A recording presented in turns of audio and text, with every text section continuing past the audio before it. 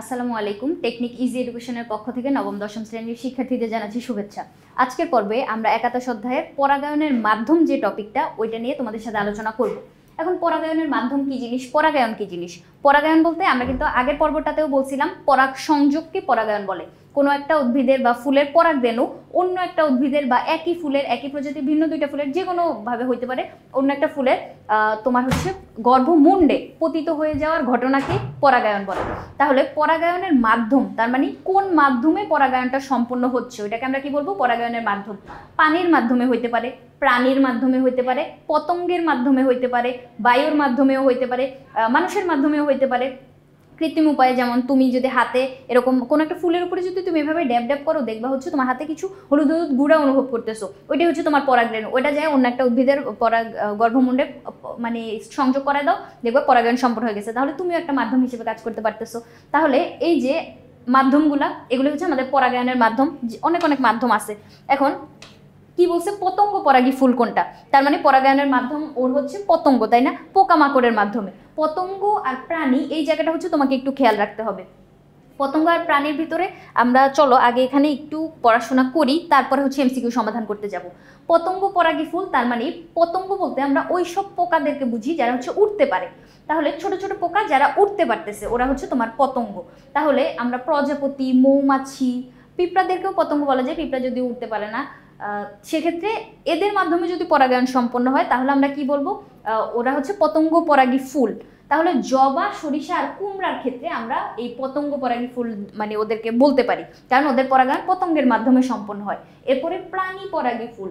প্রাণী বলতে বৃহৎ আকারের প্রাণী, যেমন তুমি কলাবাদুর বলতে পারো, পাখি বলতে পারো, মানে পতঙ্গের তুলনায় ওরা কিন্তু বড়, তাই না? প্রাণী পরাগী ফুল কদম, শিমুল আর কচু। এখন প্রাণী পরাগী ফুল এটার বৈশিষ্ট্য হচ্ছে তোমার এটা আকারে কিছু বড় হবে, মানে ওর পাপড়িগুলো অনেক বেশি বড় হবে, রঙিন হবে, মানে ব্লুমিং হবে একদম। আর পতঙ্গের ক্ষেত্রে ওরা হচ্ছে তোমার এত বেশি বড় হয় না, কিন্তু কালারফুল হয়। এরপরে ওদের মধু গ্রন্থি থাকে, না হলে পতঙ্গ আসতেছে কেন? মধু খাওয়ার লোভেই তো আসতেছে। তাহলে মধু খাওয়ার উদ্দেশ্যে ওরা কি করবে? পতঙ্গরা হচ্ছে এই ফুলগুলোর কাছে আকর্ষিত হবে। তারপরে হচ্ছে তোমার মধুগ্রন্থি থাকবে, সুগ্রাণ থাকবে। পতঙ্গ প্রাণীরা কিন্তু ঘ্রাণের মাধ্যমেও আকর্ষিত হইতে পারে। তারপরে কালারফুল তো এটা হবেই। কি জন্য? আমি এটা ড্যাম শিওর যে তোমরা কেউ এরকম নাই এখানে যে হচ্ছে ফুল পছন্দ করো না। আমরা কোনো একটা ফুল দেখলে দৌড়ায় ওই ফুলটার কাছে যাই, কি জন্য? অবশ্যই সেটা হচ্ছে অনেক বেশি কালারফুল থাকে। এটার কারণে আমাকে যেরকম আকর্ষিত করে, আমাদেরকে যেরকম আকর্ষিত করে, ওরকম ওই পতঙ্গ আর প্রাণীদেরকেও কিন্তু আকর্ষিত করে। এরপরে বায়ু পরাগী ফুল। তার মানে তুমি বুঝতে পারতেছো ওর পরাগায়নের মাধ্যম হচ্ছে বাতাস। বাতাসের মাধ্যমে ওই পরাগরেণুগুলা ভাসতে ভাসতে গর্ভমুণ্ডে যেয়ে পতিত হয়ে যাবে। এখন এগুলো বাতাসের মাধ্যমে ভাসবে কিভাবে? বাতাসের মাধ্যমে তারাই ভাসতে পারে যারা অনেক বেশি হালকা হয়। তার মানে বায়ু পরাগী ফুলের পরাগরেণু অনেক বেশি হালকা হবে। ধান উদ্ভিদের ক্ষেত্রে আমরা এটা দেখতে পাই যে ওদের পরাগরেণু অনেক হালকা হয় বাতাসে। ওই যে ধানের যে ফসলের খেতে কি হয়, অনেক অনেক ধান একসাথে লাগানো থাকে, যখন ঢেউ আসে ওটা কি হয়, মানে বাতাস যখন আসে ঢেউয়ের মতো ওই পরাগরেণুটা ভাসতে ভাসতে অন্য একটা উদ্ভিদের গর্ভমুণ্ডে যায় পতিত হয়ে যায়। তাহলে বায়ুর মাধ্যমে ওর পরাগায়ন সম্পন্ন হইল।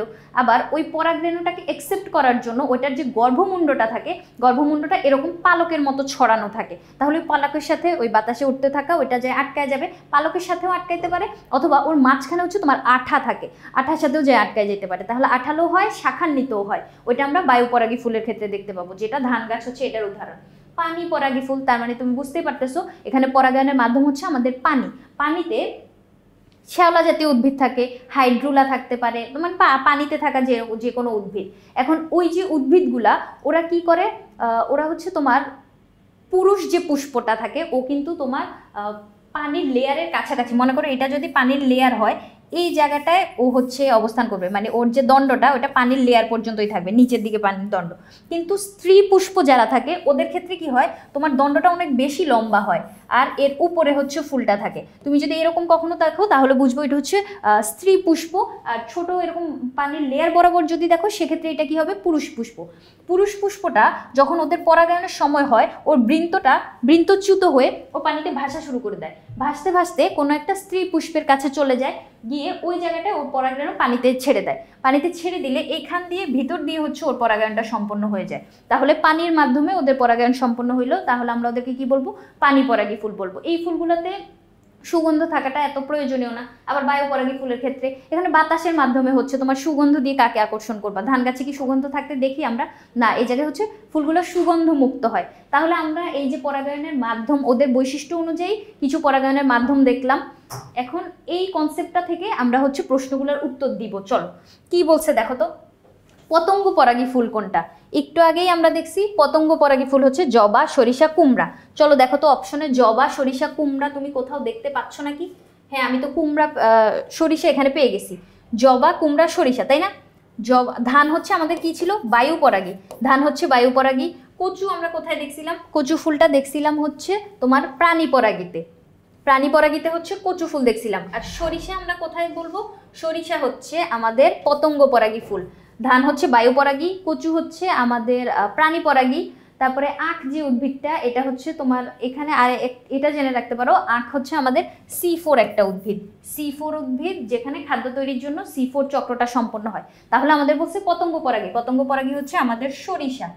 সরিষার সাথে সাথেও আমরা কিন্তু বাকি তিনটা অপশনও পড়ে নিছি, তাই না? এরপরের প্রশ্নটা কি বলছে দেখো তো।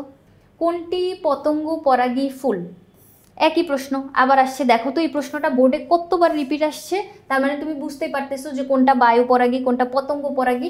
এই জায়গাটা থেকে কিন্তু আমাদের ভালো গুরুত্বপূর্ণ মানে কনসেপ্ট বা প্রশ্ন ভালো হচ্ছে রিপিট আসে। দেখো একই প্রশ্ন কতবার রিপিট আসলো। তাহলে এখানে পতঙ্গ পরাগী, দেখো তো পতঙ্গ পরাগী জবা, সরিষা, কুমড়া। জবা, সরিষা, কুমড়া হচ্ছে আমাদের পতঙ্গ পরাগী ফুল। জবা, সরিষা, কুমড়া। তাহলে দেখো তো এখানে কি আছে? জবা কিন্তু আছে অপশনে। জবা, সরিষাও যদি থাকতো অথবা কুমড়াও যদি থাকতো, সেক্ষেত্রে আমি ওই জায়গাটা হচ্ছে সঠিক উত্তর হিসেবে দাগাইতাম। জবা হচ্ছে পতঙ্গ পরাগী। শিমুল, কদম আর কচুর ক্ষেত্রে আমরা কি দেখতে পাই? শিমুল, কদম, কচু, এটা কিন্তু আমরা এই যে দেখো শিমুল, কদম, কচু কই দেখছিলাম? প্রাণী পরাগীর ক্ষেত্রে দেখছিলাম। প্রাণী পরাগী ফুলে হচ্ছে শিমুল, কদম আর কচু, এগুলা হচ্ছে সব কি? প্রাণী পরাগী। প্রাণী, এটা হচ্ছে প্রাণী। আর জবা হচ্ছে আমাদের পতঙ্গ পরাগী। পতঙ্গ পরাগী ফুল নয় কোনটা? এখন শিমুল, কচু আর কদম এটা আমরা কি দেখছি? প্রাণী পরাগী ফুল দেখছি। তাহলে এই যে এখানে শিমুল, এটা আমাদের কি পরাগী ফুল? প্রাণী পরাগী ফুল। শিমুল হচ্ছে প্রাণী পরাগী ফুল, কিন্তু এখানে আমাদের জিজ্ঞেস করছে পতঙ্গ পরাগী ফুল নয়। তাহলে শিমুল প্রাণী পরাগী, ও কি পতঙ্গ পরাগী? না, পতঙ্গ পরাগী নয় বলছে। নয় হচ্ছে শিমুল। সরিষা, কুমড়া, জবা এই তিনটা হচ্ছে পতঙ্গ পরাগী। এটা পতঙ্গ, কুমড়াও হচ্ছে আমাদের পতঙ্গ, আর জবাও হচ্ছে পতঙ্গ। দেখো জবা, সরিষা, কুমড়া এটা হচ্ছে আমাদের পতঙ্গ। কদম, শিমুল আর কচু ছিল প্রাণী পরাগী। তাহলে এই জায়গাটা আমরা দাগাইলাম। এরপরে কি বলছে দেখো তো। পতঙ্গ পরাগী ফুলের বৈশিষ্ট্য সম্পর্কে কোনটি সঠিক নয়? পতঙ্গ পরাগী ফুল, তার মানে পতঙ্গের মাধ্যমে যেগুলোতে পরাগায়ন সম্পন্ন হয়, ওখানে কোনটা ভুল তথ্য? দেখো তো ওদের গর্ভমুণ্ড কি আঠালো হয়? পতঙ্গ পরাগী ফুলের গর্ভমুণ্ড হ্যাঁ আঠালো হইতে পারে। মধুগ্রন্থিহীন না, জীবনও মধুগ্রন্থিহীন হইলে তো পতঙ্গরা আসতো না। পতঙ্গ আসেই তো মধু খাওয়ার লোভে, তাই না? ওরা মধু খাওয়ার উদ্দেশ্যে আসে, তারপরে হচ্ছে ওখানে পাপড়িগুলার উপরে বসে কিছুক্ষণ বিশ্রাম নেয়, মধু গ্রহণ করে। ওদের পায়ে যখন পরাগরেণু সংযুক্ত হয়ে যায়, ওরা পরাগায়নে সাহায্য করে। তাহলে এই যে কাজগুলো ঘটতেছে, ওরা মেইনলি আসতেছে কি জন্য? সুগন্ধ তো থাকে, এটা তো অবশ্যই, কিন্তু সুগন্ধ থাকার সাথে সাথে মানে সুগন্ধর চেয়েও ওরা মধু খাওয়ার জন্য বেশি আসে। তাহলে মধুগ্রন্থি যদি এখানে নাই থাকে, তাহলে পতঙ্গ তুমি আসলা কি জন্য? তাহলে পতঙ্গ পরাগী ফুলের ক্ষেত্রে এটা কখনোই সঠিক হবে না যে ওদের মধুগ্রন্থিহীন, এটা কখনোই হবে না। গর্ভমুণ্ড আঠালো, হ্যাঁ ওদের গর্ভমুণ্ড আঠালো হয়। ওরা বড় আকারের হয়, হ্যাঁ অনেক বেশি বড় ব্লুমিং যে ফুলগুলা, ওগুলা হচ্ছে পতঙ্গদের আকর্ষণ করে। এরপরে সুগন্ধযুক্ত, হ্যাঁ ওদের তো অনেক সুগন্ধ থাকে। তাহলে এই তিনটা অপশনই আমরা পতঙ্গ পরাগীর ক্ষেত্রে সঠিক বলতে পারবো, কিন্তু মধুগ্রন্থি নেই এই কথাটা আমরা মেনে নিতে পারবো না, কারণ পতঙ্গরা মধুর উদ্দেশ্যেই আসে, মানে মধু খাওয়ার উদ্দেশ্যে। সরিষা ফুলে মৌমাছি বসলে কি কি হয় দেখো তো। সরিষা উদ্ভিদ ক্ষতিগ্রস্ত হয় না? ক্ষতিগ্রস্ত কেন হবে? এখানে সরিষা ফুলে যখন মৌমাছি বসতেছে, মৌমাছি ওই সরিষার মানে ফুল থেকে ওর খাদ্যটা আহরণ করতেছে। এরপরে ওই মৌমাছির পায়ে করে যখন পরাগরেণু এক ফুল থেকে অন্য ফুলে মৌমাছিটা যখন মধু খাইতে যাচ্ছে, অন্য ফুলে যায় পতিত হয়ে যাচ্ছে, তখন কি পরাগায়ন সম্পন্ন হচ্ছে। তাহলে পরাগায়ন সম্পন্ন হওয়াটা উদ্ভিদের জন্য ক্ষতিকর কিছু না, এটা ওর জন্য আরো উপকারী হওয়ার কথা। তাহলে ক্ষতিগ্রস্ত যেহেতু বলছে, এই অপশনটা আমরা এখানে নিব না। মৌমাছি উপকৃত হয়, হ্যাঁ মৌমাছি তো খাদ্য পাচ্ছে, ও তো উপকৃত হবেই। সরিষা ক্ষেতের মালিক লাভবান হয়, হ্যাঁ মালিকও লাভবান হবে। কি জন্য? কারণ পরাগায়ন যদি সম্পন্ন হয় ওখানে নতুন বীজ তৈরি হবে, নতুন বীজ তৈরি হলে নতুন উদ্ভিদ তৈরি হবে, তাহলে নতুন উদ্ভিদ তৈরি হলে একটা ক্ষেত আরও বেশি উদ্ভিদ যদি মানে হচ্ছে গ্রো করে, সেক্ষেত্রে এটা তো মানে আরো উপকারী, তাই না? তাহলে সরিষা ক্ষেতের মালিকও এখানে উপকৃত হবে। 2 আর 3 নাম্বারটা আমরা সঠিক বলতে পারতেছি, তাহলে এইখানে অপশন হবে ঘ। এরপরে নিচের কোন ফুলটির গর্ভমুণ্ড আঠালো আর শাখান্বিত? গর্ভমুণ্ড শাখাযুক্ত আর আঠালো, এটা আমরা কিন্তু তোমার হচ্ছে বায়ু পরাগী ফুলের ক্ষেত্রে দেখছিলাম, তাই না? কি জন্য? আমি বলছিলাম বাতাসে পরাগরেণু ভাসতে থাকে আর ওর গর্ভমুণ্ডটা এরকম শাখা প্রশাখাযুক্ত, মানে এরকম কাটা কাটা অনেকগুলো শাখা থাকে, যার জন্য তোমার হচ্ছে পরাগরেণু এসে কিন্তু এই জায়গাটা আটকায় যেতে পারে, অথবা এখানে মাঝখানে আঠা থাকে, আঠার সাথে আটকায় যেতে পারে। তাহলে বায়ু পরাগী ফুল কোনগুলা? দেখো তো, বায়ু পরাগী ফুল আমরা একটাই উদাহরণ দেখছিলাম, ওটা ছিল ধান। ধান হচ্ছে আমাদের বায়ু পরাগী ফুল। আর বাকি যে 3টা ওগুলো আমরা কি দেখতে পাই? জবার ক্ষেত্রে হচ্ছে আমরা এখানে কি পড়তেছিলাম, জবার ক্ষেত্রে আমরা স্বপরাগায়ন দেখতে পাই, তাই না? কারণ জবা হচ্ছে তোমার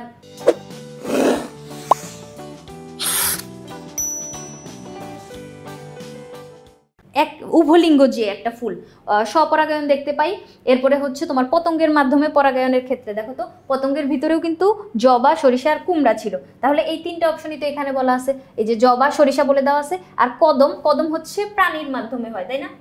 দেখো তো, কদম হচ্ছে আমাদের প্রাণী পরাগী, সরিষা হচ্ছে আমাদের পতঙ্গ পরাগী। কারণ একটু আগেই বলছে মৌমাছি, ওই যে মালিক ক্ষতিগ্রস্ত হবে, মৌমাছি ক্ষতিগ্রস্ত মানে উপকৃত হবে, এরকম কনসেপ্টটা পড়লাম না? তাহলে মৌমাছি কি ছিল? পতঙ্গ ছিল। তাহলে সরিষা হচ্ছে পতঙ্গ, জবাও হচ্ছে তোমার পতঙ্গ পরাগী। কিন্তু ধান যেটা, ধান হচ্ছে আমাদের বায়ু পরাগী।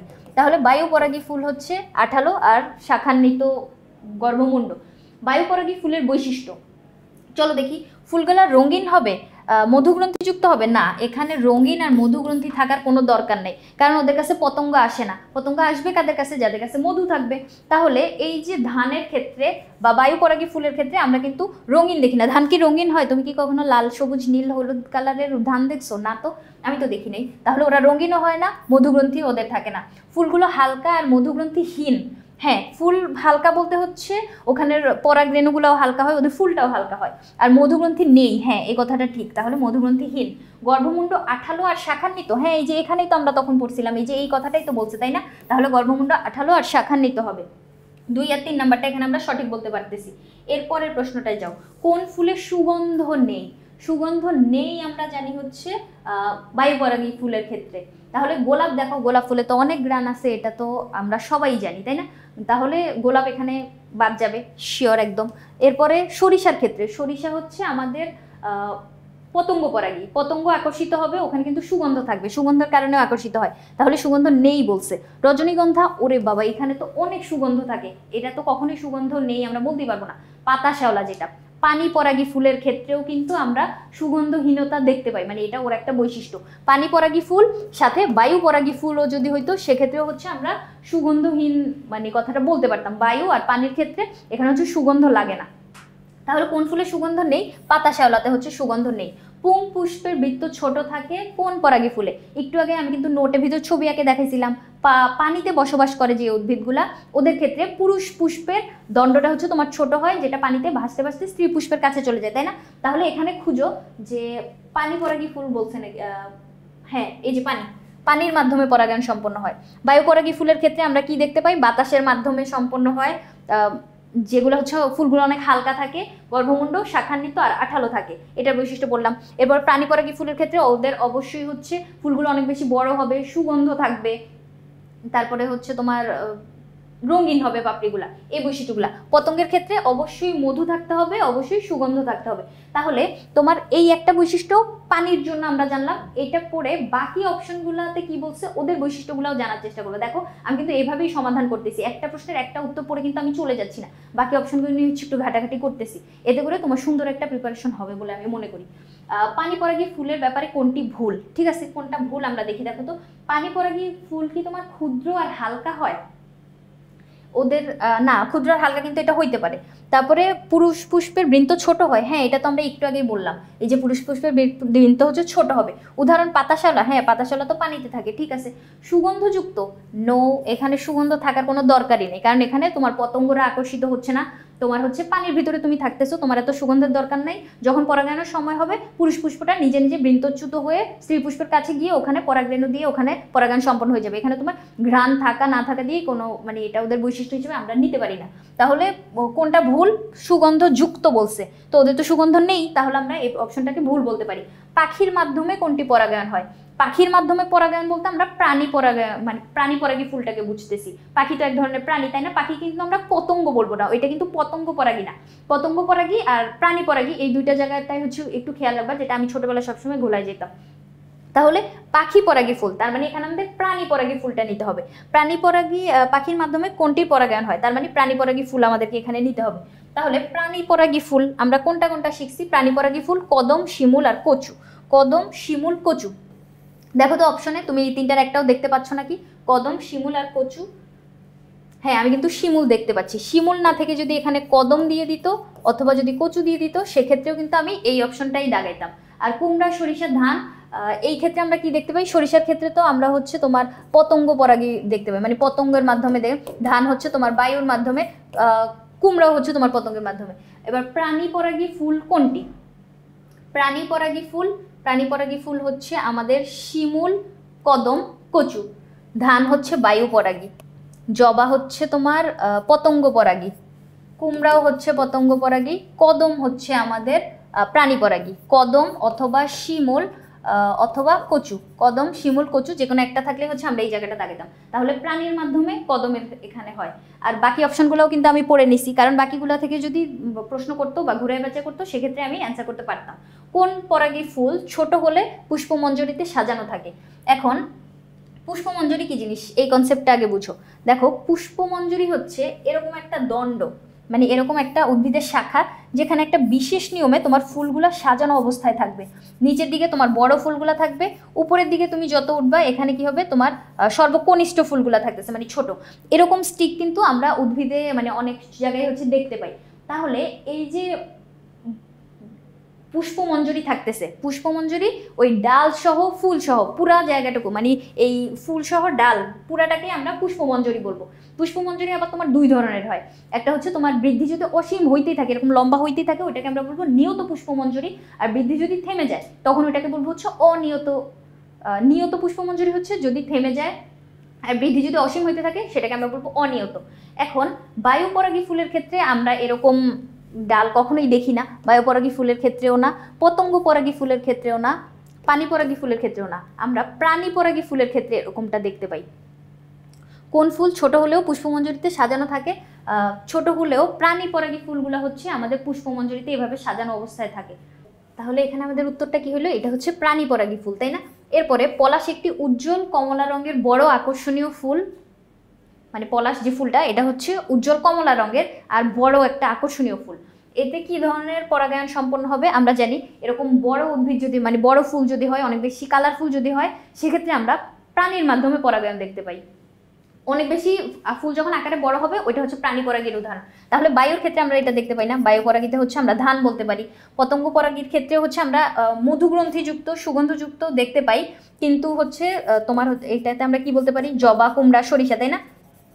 জবা, কুমড়া, সরিষা এটার উদাহরণ বলতে পারি। এরপরে প্রাণী পরাগী ফুল যখন পানি হচ্ছে তোমার পাতা শ্যাওলা, পানিতে হচ্ছে পাতা শ্যাওলা। এরপরে প্রাণী পরাগী ফুল যেখানে, এখানে হচ্ছে আমরা পলাশটাকে বলতে পারি। তাহলে এটা হচ্ছে প্রাণী পরাগী ফুল। তাহলে চলো আমরা কতগুলো প্রশ্ন সমাধান করলাম, আশা করি তোমরা বুঝতে পেরেছো। পরবর্তী পর্ব দেখার আমন্ত্রণ রইল। ধন্যবাদ সবাইকে।